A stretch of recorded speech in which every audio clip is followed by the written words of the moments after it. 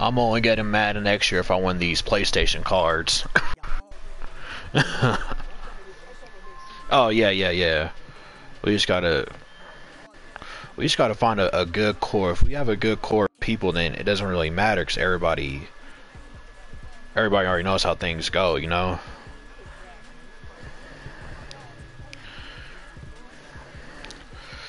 Yeah, we already knew.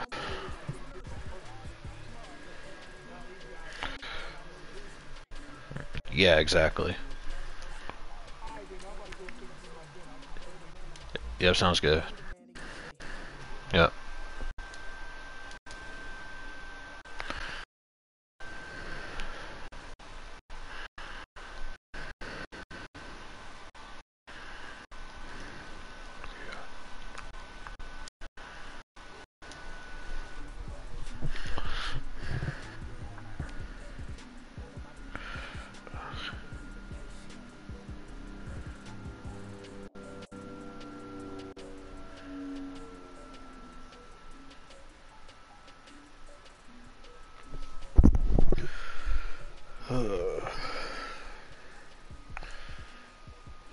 Make some cash during this seemingly endless lockout. Yeah, Friday, February 8th, $20 million a year forever.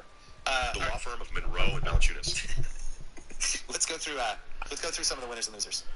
I'm going to do it by contenders. So the Bucks, they got rid of Thon Maker, or Thon McCour, as some people like to call him. No way, did he have a new... It's apparently the correct pronunciation is McCour, but for me, it's not. You know my thing on foreign guys on draft night. What is it? I know, that's not my fault if I get this wrong, because you're just going to change the pronunciation after a couple years. Yeah. It's a lock. You're going to Americanize. Yeah. So Miritich were basically, they turned Thon Maker into Stanley Johnson, then throw him into a second trade with Jason Smith expiring for Miritich and threw in some second rounders. That is, to me, You got a real piece. you're getting rid of guys who aren't playing for you for a guy who cannot play in crunch time. I give that an A. Sixers, they basically trade the Miami 2021 pick, the Philly first, Shamet. Yeah. Shamet? No, yeah, it's the Shamet? second one. Landry Sham. I want to call him Shamet, though. Give it a year or two. Shamet? Maybe he'll change. Where's he from? Shamet? Lithuania? I don't think he is. I think he's from the They States. trade that. They trade Fultz. They get back. They trade Muscala. They get back Tobias Harris, Mike Scott, Boban, and Jonathan Simmons, basically. Simmons is a nice little grab for them. I've always liked Simmons. If you need to throw in somebody to defend, if you have a closing group, like I like teams that, the whole depth thing is overrated probably in the playoffs. Like over the years, like Toronto has so much depth. They have so much depth. Like, well, are the two stars going to make any shots? Because the depth doesn't matter if you guys aren't doing anything. But I do like teams that can throw a fifth guy in there to close a game that's different than maybe the game before or the series before. This is my case for Schroeder on OKC. Yeah. I like guys that can win game 4 on the road just randomly. Like Jonathan Simmons is one of those guys. They could be playing in Toronto, game 4, game 5, whatever, and he could come in the third quarter and score 16. And you'd be like, whoa, Jonathan Simmons, where's this coming from? But he is one of those guys. Remember on the Spurs, like it would be like, Well, everybody's better. 16. You'd be like, whoa, Jonathan Simmons, where's this coming from? No, but remember, he's not Kawhi, but every once in a while, kind of reminds you of Kawhi, and it would be like once every 3-4 weeks. Yeah, because it was this big real thing. Like they were doing stories on him on SportsCenter. Yeah. Like, was he from Houston or something like that? And So I don't mind those. When you have a playoff team, if that's your ninth man, and occasionally he might come in and be awesome, that's good. Bellinelli's like that too. Yeah, Bellinelli's Bellinelli's like that. like, oh shit, Bellinelli's got 22 in the third quarter. because I think there's always kind of this line between like a lot of things, like confidence and now you're just walking to somebody's possession. That's Reggie Jackson. You know, and Kind of the worst of turnover shit. yeah, when it's not going right, because he's like, wait a minute, did I almost get us to the NBA Finals last year? I'm gonna launch another 25-footer with 18 seconds left. I kind of felt like Schroeder was in that group when I watched him in Atlanta. Yeah, it was very much like, hey, making somebody the guy when they got rid of Teague and hey, Dennis, now it's your team. And then it's like, okay, well, I guess I have to always have the ball in my hands. You're like, well, that doesn't always. But when I've watched OKC, I've liked them so much more this year, knowing that I've always kind of doubted Westbrook late in the game. I'll believe the Paul George thing in the playoffs when I see it in the playoffs because that Utah series is really tough to scrub from the brain. Yeah, because it was awful. There's no way that OKC team, even in a different mold of the uncertainty, there's no way they should have lost to Donovan Mitchell. That was like, it's like when Calipari self-destructs in these big Kentucky Final Four games when Westbrook just kind of lost his mind. He was like maniacal. When somebody has that kind of energy, they're so frantic like that, I really does think it hurts the team. There's a franticness to that playoff run where you can kind of feel them unravel. Yeah, you know the other four guys are going, I'm not getting the ball here. And I'm not getting the ball, and this guy's like wired. But as I've watched them this year, Denver, it's fun. Houston, this has been incredible what Harden's been able to do, and it's actually been necessary. Yeah. Now Paul is back. I wouldn't even, if the Lakers, even before LeBron had got hurt, missed a month. But OKC, it's so identifiable who they are. Everybody on the team knows their role. And they play Schroeder's really hard. better for them because they paired him up there and allowed Russ to play off. Yeah. Which is, like, when you see him off the ball, it's the weirdest thing. Because we're used to a decade of him initiating everything. Yeah. Other than obviously when KD was there to be off of him. But they, to me, are like, I know what they are right now, even if I'm going to have, like, I'll watch the playoffs and be like, okay, Like, let's see. So the regular season's been great. In a way, I think they're almost overlooked. I think that's the team the Warriors are. I don't think they're afraid of anybody, but if you had to be like, who's probably the matchup that makes you win easiest? Yeah, because don't you think that'd be that's easily the most emotional matchup? It's emotional. Like, what's going on? It's a really hard place to play. It's just really loud. The fans are crazy. Adams has always been a problem for them. Paul George against Durant, he could at least like try to play him to a standstill. And then Westbrook versus Curry has always been an issue for them. You know, it's like the athleticism that Westbrook has, and he just really goes at Curry. And he's been a better defender. Like, he's always been this athletic, but he just took too many chances. And I think watching him this year, it's just been, it feels more solid. I don't know. Like, it's a team. I think Jeremy Grant's really turned into a valuable playoff guy. That dude fucking plays hard. I put him on my honorable mention trade value list. I really like watching him. How'd you feel about him 2 years ago? I wasn't a fan. I couldn't stand him. Yeah. And then as I slowly watched it, I started hearing from other teams, like, you know, who might keep the tires on? Jeremy Grant. I was like, I don't think Ferguson like, he'll look at the game. If you don't watch him, just go, he sucks. Yeah. And you go, well, I think he plays hard and he's athletic. Yeah. So they have a lot of different things to throw out there. They're athletic and they're physical, and Paul George, for whatever reason, is turned into he's been incredible. It'll be, you know, Westbrook. I think played a big part.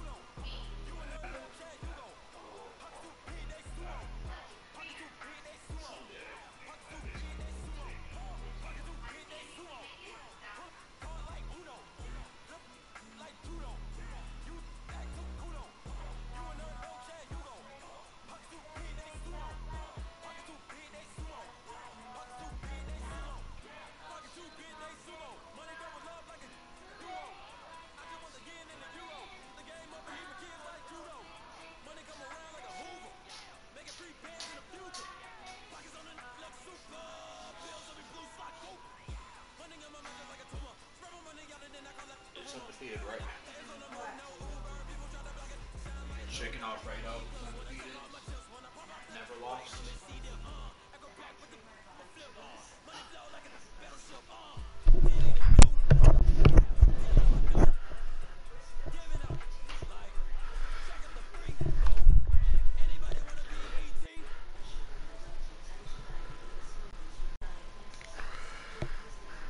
3-1 against Golden State. Yep. So Durant didn't play great either. there's all these things in my head that I know are going to like impact how I feel about them. But when I watch the West, you know, every night you're just looking through all the games. I know who they are, and even with my doubts, I like them better than everybody else. Except Golden State. Yeah, Denver. Like one of the reasons I watched that Denver-Brooklyn game last night was I was just curious because I think Brooklyn is the prototypical. You feel like you can beat them in a playoff series, but at the same time you actually have to beat them, and they're going to come at you. They're actually pretty well coached now. I don't know if that was always the case. They have a bunch of different guys who go one-on-one. They have Did you see three-point LeBron shooters. congratulate Malone? Yeah. But I was like, oh, I bet Brooklyn thinks they can beat Denver tonight, and they went at them toe to toe. And I think one of the weird subplots of this season is nobody's afraid of really anybody, not even Golden State. You watch these teams, Sacramento playing Golden State, and it's not like, oh, bow down to the two-time champs. They're like, we're gonna fucking beat you, fuck you.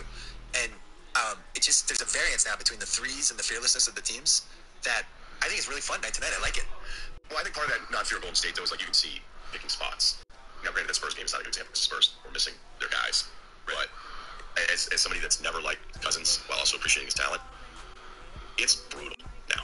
It's brutal because he can pass. It actually should be a bigger story. It's watching it. It went from Kevon Looney to Marcus Cousins. And we all thought he wasn't healthy, but then it's like, oh, he's 85%. Like, that's 100 times better than Kevon Looney. I had heard that there was a chance they could have him ready to go by Christmas, and then it was just, let's just push it off. I had heard that he might not be back. There was like a stretch Really? 6 weeks ago where I was like, what's going on with Cousins? They were like, the home stretch has been rough.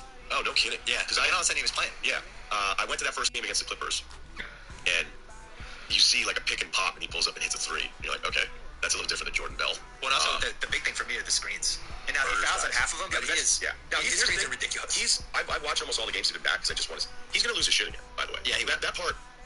Everyone is out to get him angst from start of the game. That's not gone. Like I've seen some guys say, hey, he's finally at rest. He's finally at peace with everything. No, he isn't. No, they're just winning. And there's a million other guys. He is going to like have his moment because you can already see it happen. They have three of the movies guys in the league. Durant is up and down. Durant Durant will have things Yeah. locked in ready for like 2 weeks. Yeah. Boogie. When you guys text her